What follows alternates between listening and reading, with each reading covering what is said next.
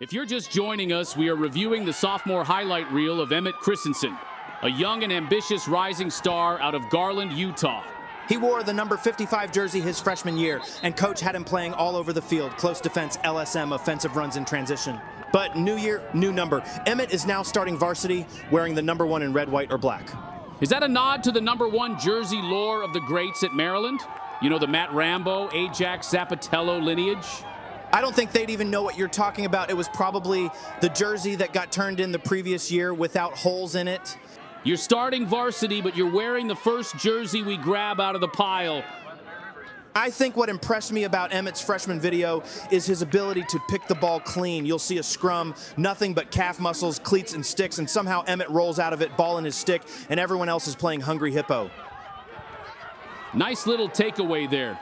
I looked at his ground ball numbers from his sophomore year, 2.7 per game. Not great, not terrible.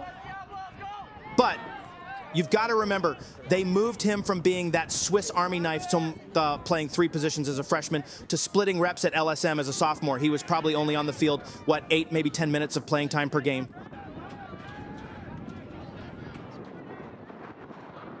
There we see it again. What is that? 6 guys going for the ball, and Emmett comes up with it. You win ground balls, you win games. It's the oldest truth in this sport, and you can teach technique, you can teach angles, but you cannot teach desire.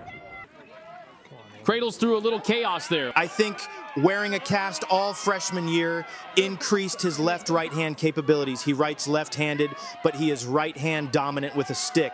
A little spin move to shake a defender. What I like about Emmett's play is that he's always looking to get rid of the ball. He's looking for someone to be open to pass the ball and get the play going toward the cage.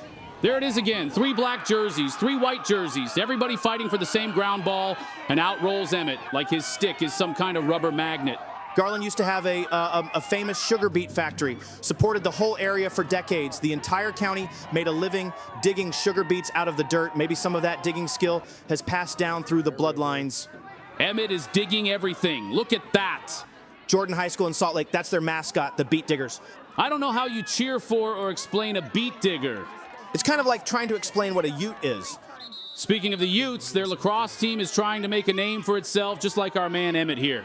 As of right now, 2 teams have beat Ohio State, the Utah Utes, and the Maryland Terrapins. Utah is becoming a factor slowly, quietly, but that's how it starts. Little pump fake there, then it looks like he's cradling into traffic. He's either taunting them or nobody upfield is open, but I'll give him credit. Heads up, he's looking. Oh, ball popped loose. Dad's going to be talking to him about that one after the game. Mom thought it was a pass. Dad's grinding his teeth. I'm amazed at Emmett's ability to cradle through traffic. Keeps his head up, doesn't panic. I talked with him about it, and he said his dad is always yelling at him about it, telling him to pass sooner. Nobody delivers coaching advice like Dad on the sideline with his arms crossed and a stern look on his face. Sometimes Dad is right. High school, you can get away with it sometimes, but if Emmett wants to play at the next level, you've got to move the ball sooner. Make the simple play. That's how good players become great players. That doesn't get you on the social media circuit. Too many kids these days want to make the highlight reel on Instagram. They don't want to be boring and make the play, but I'm seeing some good stuff here. Look how he gets his stick into the gloves. He's watching 3 people at a time and disrupting plays. Nice takeaway there. Maybe Dad can uncross his arms now, one of them at least. That's what keeps you on the field, not the clip that gets shared, but the play that lets coach know he can trust you to take care of the ball. A little lane disruption annoying these 3 attackmen. He's reading the hips, not the hands. That's a sign of growth. Freshman year, he's chasing sticks. Sophomore year, he's anticipating movement. That comes from film study. That comes from reps. You can tell he's starting to see the game, right? Not just play it. Again, with the GB, this kid just keeps emerging from the chaos with a ball in his stick.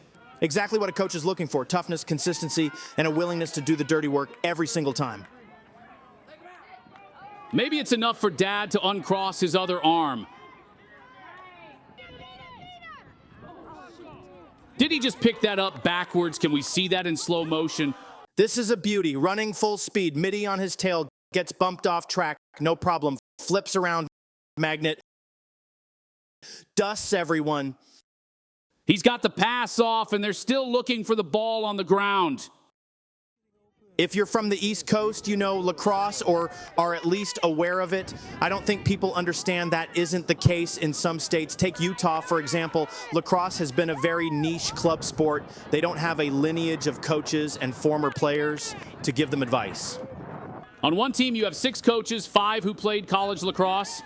On the other team, you have 3 dads who are learning from Paul Raybill YouTube videos. I talked with Emmett's dad. He said we would practice in the backyard, cradling around trees, just making up drills because we didn't know what else to do. Little over the shoulder, flying out of bounds, action to save possession.